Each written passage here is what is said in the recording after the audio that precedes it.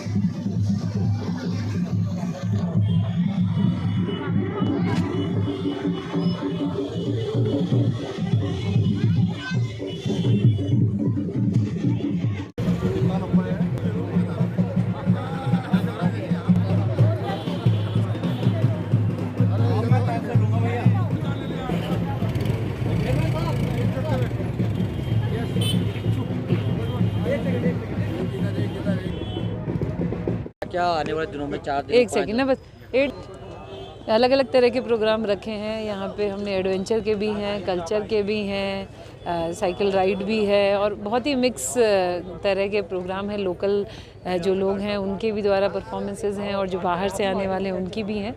तो काफ़ी वैरायटी है और हम उम्मीद करते हैं कि सभी लोग यहाँ पे आएँ और इसको एंजॉय करें। कल से फूड फेस्टिवल भी है, तो उसमें पहाड़ का भोजन देखने को जी जी जी, ये भी एक इसका अंग है। फूड फेस्टिवल यहाँ पे रहेगा और लोकल कुजीन जो है उसका प्रचार प्रसार पर्यटकों के बीच में भी होगा और लोकल लोग भी यहाँ पे आएंगे। मैडम, इसमें मुख्य आकर्षण क्या रहेगा? अभी हमने जो मुख्य आकर्षण है, जैसे फूड फेस्टिवल जो बताया जा रहा है, क्योंकि लोकल फूड है तो वो ऑब्वियसली लोगों को पसंद भी आएगा और लोग इसके बारे में जानेंगे भी। प्लस जो आर्टिस्ट हैं हमारे, जैसे कि आज हमारे यहाँ जो मंगल गीत हो रहा है, पद्मश्री जी उसका स्टार्टिंग करेंगी। फिर बसंती बिष्ट जी के प्रोग्राम है। लोकल जो हमारे गायक हैं, प्रीतम बर्तमान जी हो गए, नरेंद्र सिंह नेगी जी हो गए। बाहर से भी हमने बुलाया है, बैंड्स हैं, कुछ अच्छे बैंड्स हैं यहाँ पे जो परफॉर्म करेंगे। प्लस वडाली ब्रदर्स हो गए और बाकी भी काफ़ी प्रोग्राम्स लाइन है। कार्निवल चल रहा, ज़्यादा लग रही तैयारी में? तैयारी तो हो गई, अब तो स्टार्ट हो रहा है प्रोग्राम। अभी जैसे साज सज्जा का कार्यक्रम अभी तक पूरा नहीं हो पाया, माल रोड नहीं, फाइनल स्टेज तक चलता ही है। जी जी, फाइनल स्टेज ऐसे ही होती है, लास्ट मोमेंट तक काम चलता ही है, क्योंकि पर्यटक सीज़न भी है यहाँ पे, तो भीड़ भाड़ वैसे भी बहुत रहती है। तो ये एरिया ऐसा नहीं है जिसको आप पहले से अलग से करके और कर दें। तो पुलिस की थोड़ा कमी दिख रही, तो आप बढ़ाएंगे? नहीं, मैंने खुद एसएसपी साहब से बात की और आज तो काफ़ी पुलिस दिख रही है इस चौराहे पे। और क्योंकि अब सीज़न बढ़ेगा तो वैसे भी रूटीन में यहाँ पे पुलिस को ज़्यादा रहना चाहिए। और बाकी मेरी तरफ से भी इंस्ट्रक्शन ठीक है। होने वाला है, कोई बैंड आने वाला है, अनेकों प्रस्तुतियाँ यहाँ पर होने वाली है। ये विविध प्रकार की संस्कृति और सभ्यता को समेटे हुए यह पावन भूमि विश्व में पर्यटन और अध्यात्म दोनों ही क्षेत्रों में अपना एक प्रमुख स्थान रखती है। और इसी को ध्यान में रखते हुए हमारे देश के यशस्वी प्रधानमंत्री मोदी जी ने भी उत्तराखंड राज्य के लिए कहा है कि 21वीं सदी का तीसरा दशक उत्तराखंड का दशक होगा। उसके मुख्य बिंदु पर, आधार बिंदु पर अगर कोई बात है तो वो हमारे ऐसे स्थान और ऐसे होने वाले उत्सव, जो कार्निवाल शब्द है उसका अर्थ होता है त्योहार, उसका अर्थ होता है उत्सव।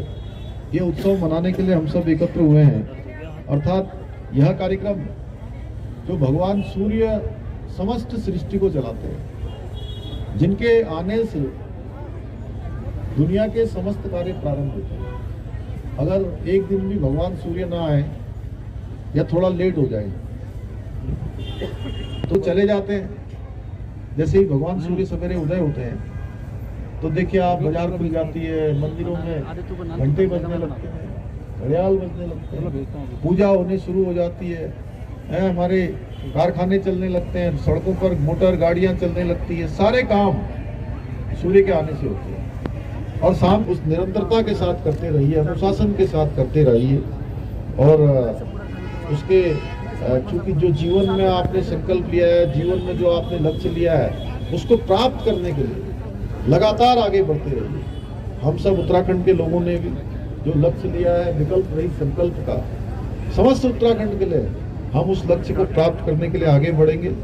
और नव वर्ष के आगमन के साथ क्या कुछ लोगों से जुड़ना चाह रहे हैं उत्तराखंड की। हमारा अभी जो है आईजी ऑफिस उत्तराखंड में खुलेगा, देहरादून में उसके लिए लैंड वगैरह ली गई है। और हल्द्वानी में हमारा ग्रुप सेंटर ऑलरेडी है पहले से ही। यहाँ पे एक आईजी और डीआईजी ऑफिस खोल रहे हैं। आपका स्टेट जो है बहुत ही पीसफुल है, इसलिए यहाँ ऑपरेशनल ट्रुप्स तो सीआरपीएफ के कोई नहीं हैं, लेकिन एडमिनिस्ट्रेटिव ऑफिसेस खोल के सीआरपीएफ भी अपनी भागीदारी करना चाह रही है उत्तराखंड के विकास में। ये जो हम लोग अभी डिपिक्ट कर रहे हैं, इसमें हम लोग जो है उत्तराखंड के बहुत, हमारे जो कांस्टेबलरी हमारी जो उत्तराखंड से है वो लोग काफ़ी शहीद वगैरह होते हैं, उनकी फ़ोटोग्राफ्स लगाई हैं जिससे उत्तराखंड वासी उनके बारे में जान सकें और उनका सम्मान कर सकें। उसी तरीके से सीआरपीएफ में कैसे रिक्रूटमेंट होता है, कैसे बाकी चीज़ें होती हैं, वो सब बताने की हम कोशिश कर रहे हैं जनता को।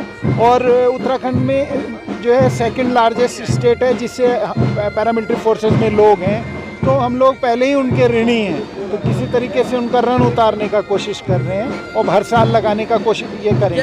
बिल्डिंग में हमारा ऑफिस है जी सर। और क्या आने वाले दिनों में किए जाएंगे, यहाँ किए जाएंगे। कब तक होगा सर?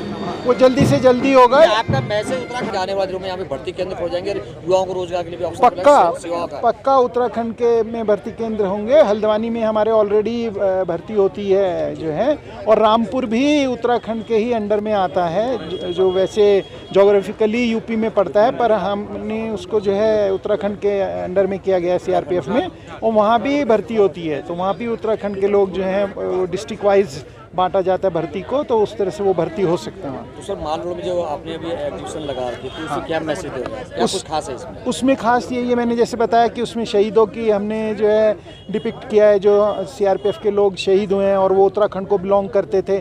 सेकेंडली जो है इन्फॉर्मेशन सेंटर खोला है, जिससे यहाँ लड़कों को और बच्चों को ये बताया जा सके कि भर्ती कैसे होती है, उसके नियम और वो कैसे तैयारी करें। उसके अलावा हमने जो हमारी एक वेलफेयर एसोसिएशन होती है फैमिलीज़ की, वो कुछ सामान बनाते हैं और जो सस्ता सामान है वो बेचने के लिए लगाया हुआ है, जस्ट सांकेतिक रूप से। और हमारी एक स्पेशलाइज्ड फोर्स है कोबरा, जो नक्सलियों से लड़ती है, उनके बारे में हम डिपिक्ट कर रहे हैं। और रैपिड एक्शन फोर्स है जो दंगों में भाग लेती है।